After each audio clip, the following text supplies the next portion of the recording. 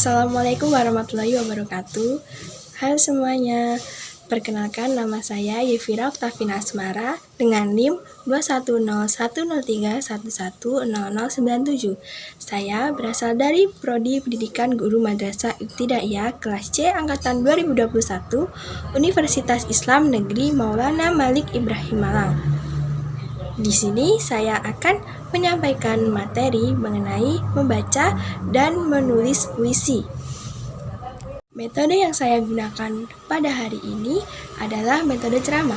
Metode ceramah adalah cara penyampaian materi yang dilakukan oleh guru melalui proses penerangan atau penuturan secara lisan kepada siswanya. Baik, sebelum memulai pembelajaran pada pagi hari ini, marilah kita bersama-sama membaca doa sebelum belajar. Bismillahirrohmanirrohim. Raditu billahi robba wa bil islami dina wa bi muhammadin nabiyya wa rasulah. Rabbi zidni ilman warzuqni fahma waj'alni minas solihin. Amin ya rabbal alamin. Sekarang kita menuju ke materi pertama, yaitu menulis puisi. Sebelum menulis puisi, alangkah baiknya kita mengetahui mengenai apa arti dari puisi itu sendiri. Puisi adalah bentuk karya sastra yang mengungkapkan pikiran dan perasaan penulis secara imajinatif. Puisi merupakan salah satu jenis karya sastra yang memiliki keindahan bahasa serta syarat makna. Puisi memiliki perbedaan dengan karya sastra yang lain. Tersebut dapat dilihat dari ciri-ciri dari puisi. Berikut adalah ciri-ciri dari puisi. Yang pertama, bahasanya terikat oleh rima. Rima atau pola bunyi adalah penataan unsur bunyi yang ada dalam kata.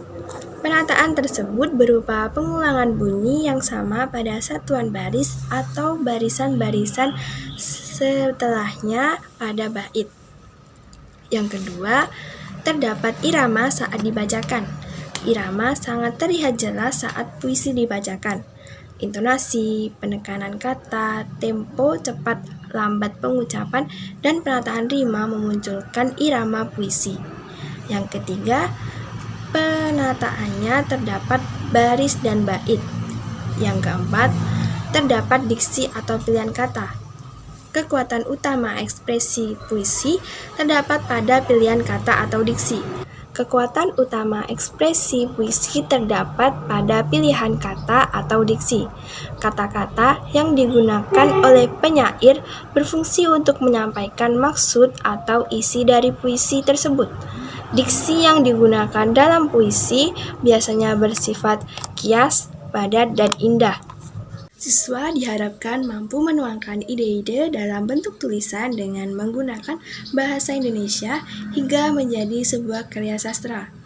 Karya itu nantinya tersusun menjadi bait-bait puisi dengan pemilihan kata yang tepat dan menggunakan majas pada puisi yang sedang dirasakan, seperti perasaan sedang bahagia, sedih, kagum, dan takjub terhadap sesuatu. Kita mengetahui pengertian puisi, kemudian ciri-cirinya. Lalu selanjutnya kita menuju ke langkah-langkah menulis puisi. Berikut langkah-langkah menulis puisi. Yang pertama, menentukan tema dan judul.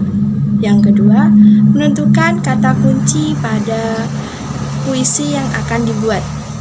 Yang ketiga, menggunakan gaya bahasa.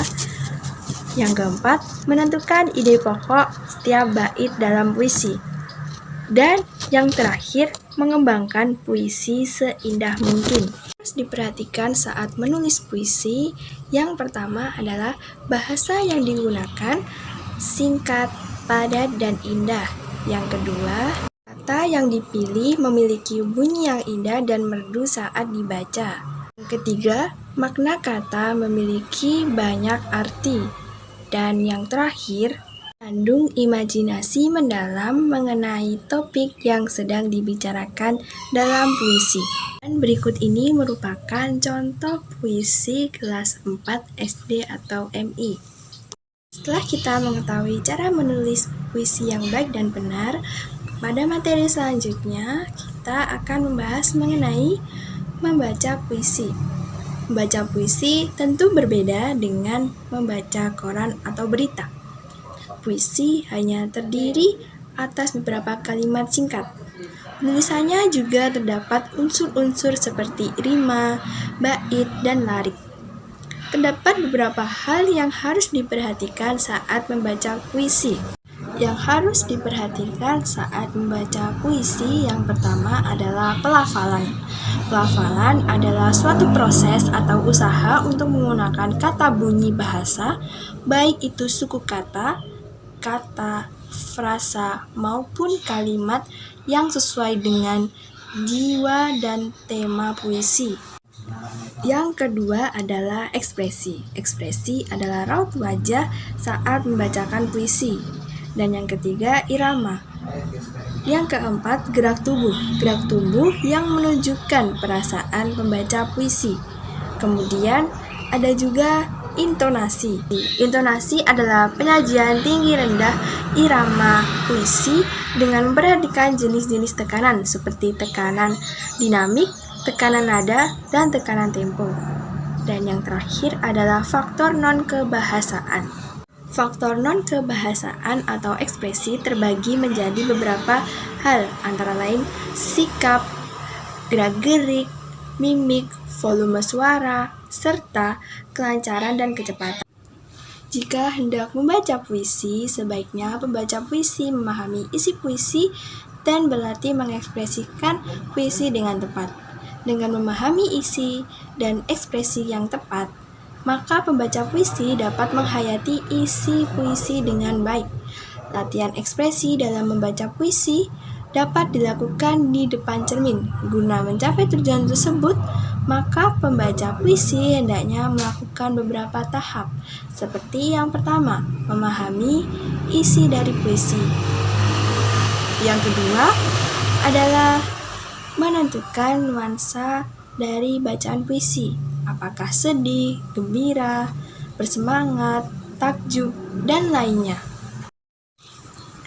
Kemudian, berlatih mengucapkan kata-kata yang sulit. Pembaca harus hafal dengan jelas, misalnya mempelajari dan memahami puisi yang akan dibaca. Kemudian, pemenggalan jeda, baik kata, frase, atau kalimat. Kemudian, berlatih dengan mengkombinasikan puisi, ekspresi, dan gerak tubuh. Pembaca harus memahami siapa yang mendengarkan puisi. Pembaca juga harus senang akan puisi yang akan dibacakan. Kemudian yang terakhir, berlatih dengan mengkombinasikan puisi, ekspresi, dan gerak tubuh. Pembaca harus memahami siapa pendengar puisinya, dan pembaca harus senang terhadap puisi yang dibuat dan dibacanya. Berikut ini merupakan contoh pembacaan puisi oleh siswa kelas 4 SD.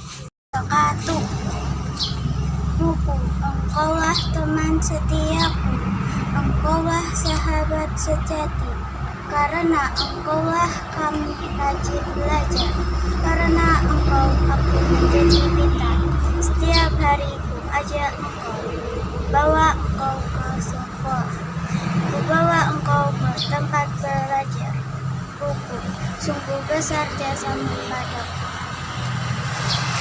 Makasih. Assalamualaikum warahmatullahi wabarakatuh. Baik, itu tadi merupakan contoh dari pembacaan puisi anak kelas 4 SD. Sekian dari pembelajaran hari ini, ada kurang lebihnya saya mohon maaf. Sebelum kita mengakhiri pembelajaran kali ini, marilah kita membaca hamdalah bersama-sama. Alhamdulillahirabbil alamin. Sekian dari saya. Wassalamualaikum warahmatullahi wabarakatuh.